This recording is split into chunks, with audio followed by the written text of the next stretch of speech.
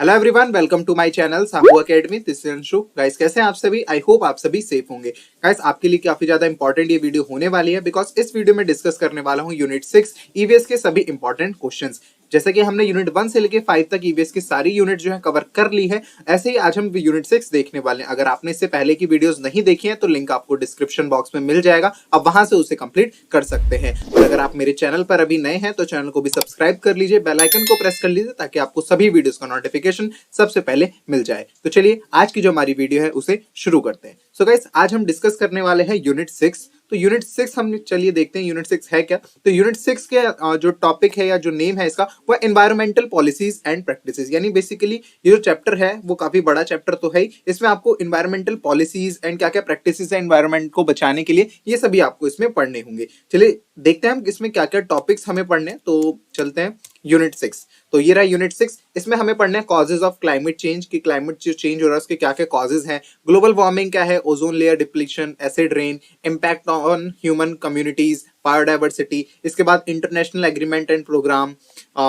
फिर जो main topic है वो है सस्टेनेबल डेवलपमेंट गोल्स की, सस्टेनेबल डेवलपमेंट क्या है, सस्टेनेबल डेवलपमेंट गोल्स क्या है।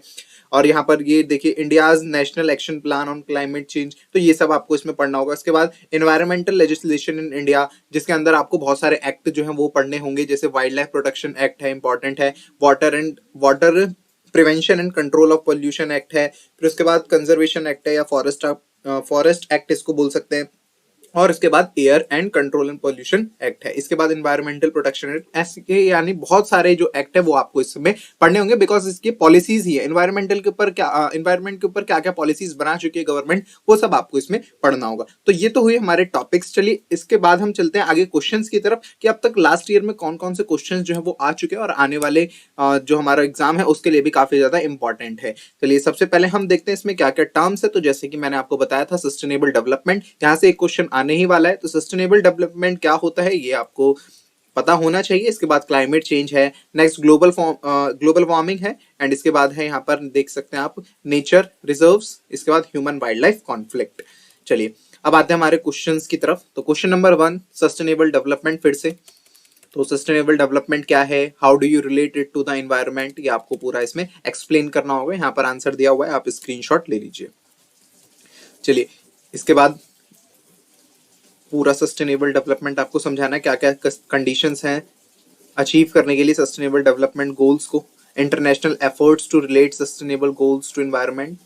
ये देखिए यहाँ से सारी चीजें जो है दी गई हैं, पॉइंट में आप समझाएंगे तो काफी ज्यादा ये बेनिफिशियल रहेगा आपके लिए भी।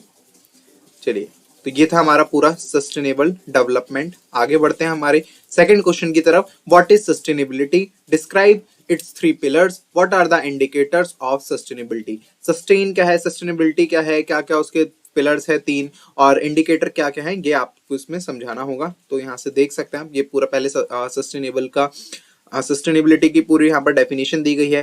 फिर यहाँ पर प्रिंसिपल्स बताए गए हैं, जैसे कि सोलर एनर्जी है, population control, biodiversity, nutrient recycling, ये सब। इसके बाद यहाँ पर 3 पिलर्स आपको समझाने हैं। तो ये 3 पिलर्स ये रहे, इकोनॉमी, सोसाइटी एंड एनवायरनमेंट। तो एनवायरनमेंट के अंदर क्या आ रही है, सोसाइटी, और सोसाइटी के अंदर इकोनॉमी आ रही है। तो ये 3 पिलर है, तीनों पिलर को आपको इसमें एक्सप्लेन भी करना है।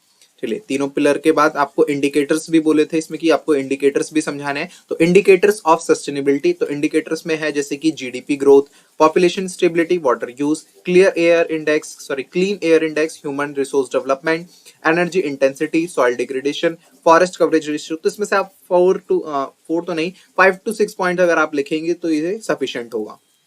चलिए इसके बाद question number 3, state the symptoms and causes of unsustainability. क्या सिम्टम्स हैं एंड क्या क्या कॉजेज हैं। तो सिम्टम्स हैं जैसे कि ecological symptoms, economic and social and cultural system. इसके बाद क्या क्या इसके कॉजेज हैं ये भी आपको इसमें समझाना है। तो यहाँ पर देख सकते हैं पॉइंट में दिया गया है, आप स्क्रीनशॉट इसका ले लीजिए। चलिए आगे बढ़ते हैं हमारे क्वेश्चन नंबर 4 की तरफ। Elaborate on climate change and its causes and effect with reference to global warming.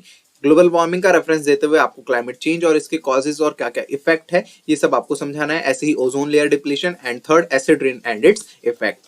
तो देख सकते हैं हम यहाँ पर पहले क्लाइमेट चेंज को पूरा समझाया है कि क्लाइमेट चेंज है क्या, उसके बाद क्या इसके कॉजेज हैं, पहले कॉजेज जो है वो भी समझा दिए, इसके बाद रेफरेंस देके आपको बताना है, जैसे कि ग्लोबल वार्मिंग। तो पहले आप ग्लोबल वार्मिंग को समझाएंगे, पूरा एक्सप्लेन करेंगे, फिर उसके बाद नीचे देखिए यहाँ पर बनाया भी है कंट्रीब्यूशन टू ग्लोबल वार्मिंग, जिसमें से CO2 60% है, CFC 14%, N2O नाइट्रोजन ऑक्साइड जो है 6%, फिर मीथेन 20%। तो ऐसा आप ये पाई चार्ट बना सकते हैं। इसके बाद इफेक्ट ऑफ ग्लोबल वार्मिंग, की ग्लोबल वार्मिंग का क्या इफेक्ट है, ये भी आपको क्वेश्चन में बोला गया था कि ये भी आपको बताना है। तो यहाँ से इफेक्ट दिया गया है, राइज इन सी लेवल है, इंक्रीज इन ग्लोबल टेम्परेचर।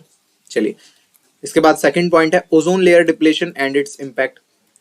तो आपको पूरा समझाना होगा कि ओजोन लेयर डिप्लीशन क्या है, इसके बाद क्या क्या इफेक्ट इसका पड़ता है। चलिए, तो यहाँ पर ये इफेक्ट्स दिए गए।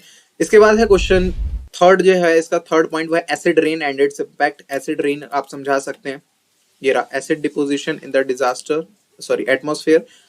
तो ये बता रखा है, देख लीजिए। चलिए, स्क्रीनशॉट आप ले सकते हैं इसका।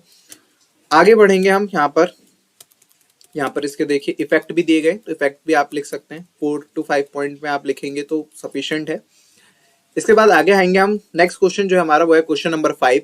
इसका फर्स्ट पार्ट है elaborate the constitutional provisions relating to environment laid in India. यानी कॉन्स्टिट्यूशनल प्रोविजंस क्या क्या है वो आपको इसमें पूरा एक्सप्लेन करना होगा। जैसे कि यहाँ पर आर्टिकल 47 है, 48A है, यानी इन्वायरमेंट को लेकर जो भी कॉन्स्टिट्यूशन में प्रोविजन बनाए गए हैं वो आपको उसमें समझाना होगा। तो यहाँ से आप देख सकते हैं। इसके बाद यही सेकंड पॉइंट है, right a short note on the wild life protection act 1972। काफी इंपॉर्टेंट ये क्वेश्चन है, किसी भी एक एक्ट के ऊपर आपको शॉर्ट नोट लिखने के लिए आ सकता है। तो वाइल्ड लाइफ प्रोटेक्शन एक्ट जो है ये काफी ज्यादा इंपॉर्टेंट है। तो ये था हमारे फर्स्ट पार्ट का आंसर। आगे बढ़ते हैं हम सेकंड पार्ट की तरफ।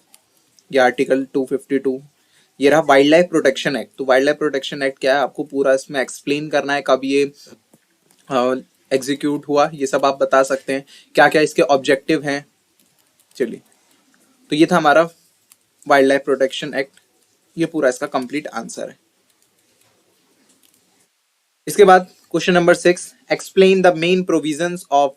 देखिए दोबारा से एक्ट आ गए दो, एक आ गया वाटर एक्ट एंड दोबारा नेक्स्ट आ गया एयर एक्ट। तो एक एक्ट आ सकता है, तो ये सबसे पहले वाटर एक्ट दिया गया है, प्रिवेंशन एंड कंट्रोल, क्या क्या इसके फंक्शंस हैं ये बताए गए हैं स्टेट बोर्ड का। एंड यहाँ से देख सकते हैं आप टर्मिनोलॉजीज एंड डेफिनेशन बहुत सारी जो है एक्ट में दी गई हैं, जैसे कि आउटलेट क्या है, पॉल्यूशन क्या है, sewer, sewage influential, stream include river, water, ये सब। इसके बाद क्या क्या अमेंडमेंट्स भी थे। देखिए, इसके बाद पावर बताई गई है कि स्टेट गवर्नमेंट को क्या पावर है एंड सेंट्रल गवर्नमेंट की के पास क्या क्या पावर्स हैं। चलिए, तो ये था हमारा वाटर एक्ट। ऐसे ही सेम हमारा एक्ट आ जाता है एयर एक्ट। तो एयर एक्ट को भी आप समझा सकते हैं 1981। यहाँ पर फंक्शंस वही स्टेट बोर्ड। चलिए, इसके बाद यहाँ पर पावर दी गई कि बोर्ड्स के पास क्या क्या पावर है। चलिए, नेक्स्ट क्वेश्चन है हमारा question number 7, right a short note on environmental protection act, forest conservation act and nature reserves. तो दोबारा से शॉर्ट नोट आ गया एक्ट के ऊपर। एनवायरमेंटल प्रोटेक्शन एक्ट ये इंपॉर्टेंट है, यहाँ से देखिए फीचर्स भी बताए गए हैं, पहले एक्ट को समझाया गया कि इसमें एक्ट में क्या है और उसके बाद एक्ट के क्या क्या फीचर्स हैं। इसके बाद सेकंड जो था हमारा वो था फॉरेस्ट कंजर्वेशन एक्ट 1980, इसके क्या क्या मेन प्रोविजंस हैं ये भी इसमें बताए गए हैं। चलिए, इसके बाद आगे बढ़ेंगे हम थर्ड पॉइंट की तरफ, यह है नेचर रिजर्व्स। नेचर रिजर्व्स क्या है, तो जैसे कि nature reserves are areas which are set aside with the objective to preserve animal, plants और बोथ। तो ये नेचर रिजर्व है। चलिए, ये इसका पूरा आंसर है, आप स्क्रीनशॉट ले लीजिए। चलिए, आगे बढ़ते हैं हम क्वेश्चन नंबर 8 की तरफ। क्वेश्चन नंबर 8 है हमारा eradicate the rights given to the tribal people in India and also relate the conservation priorities of tribals। तो ट्राइबल्स को क्या क्या राइट्स दिए गए हैं इंडिया में और कैसे उनको कंजर्व किया जा रहा है, क्या क्या प्रायोरिटीज हैं ट्राइबल्स की। तो ये आपको इसमें पूरा समझाना है कि ट्राइबल सोसाइटीज क्या है, क्या क्या इसके प्रोविजंस हैं, क्या क्या अभी तक कॉन्स्टिट्यूशन में इनके लिए प्रोविजन बनाए गए हैं, ये सब। तो जैसे कि आपको पता ही होगा द शेड्यूल कास्ट ट्राइब्स, तो ये सब इनके प्रोविजंस हैं। इसके बाद नीचे यहां पर दिया गया है tribal people and conservation of environment. तो ये था हमारा क्वेश्चन नंबर 8, ये इसका आंसर था। क्वेश्चन नंबर 8 के बाद क्वेश्चन नंबर 9 है what do you understand by the human wild life conflict. Human wild life conflict क्या है, इसका एग्जाम्पल आपको देखना है, जो कि इंडिया के रेफरेंस में आपको इसका एग्जाम्पल भी देना है और कैसे हम इसको अवॉइड कर सकते हैं इन कॉन्फ्लिक्ट्स को, ये भी आपको कुछ पॉइंट्स में समझाना होगा। तो ह्यूमन वाइल्ड लाइफ कॉन्फ्लिक्ट क्या है ये आपको बताना है। फिर उसके बाद यहाँ पर रीजंस बताए गए हैं कि क्यों, रीजंस क्या है, जैसे कि श्रिंकिंग हैबिटेट, जो हैबिटेट है वो कम होता जा रहा है, तो इसलिए जो एनिमल्स हैं वो रेसिडेंशियल एरियाज में आ रहे हैं और वहां पर कॉन्फ्लिक्ट ह्यूमन और वाइल्ड लाइफ का कॉन्फ्लिक्ट हो जाता है। उसके बाद है alteration of natural food and water availability. चलिए इसके बाद कॉन्फ्लिक्ट पूरा देखिए यहाँ पर बताया गया है एग्जाम्पल के साथ। तो ये human wild life conflict in India, ये आप रेफरेंस देके समझा सकते हैं।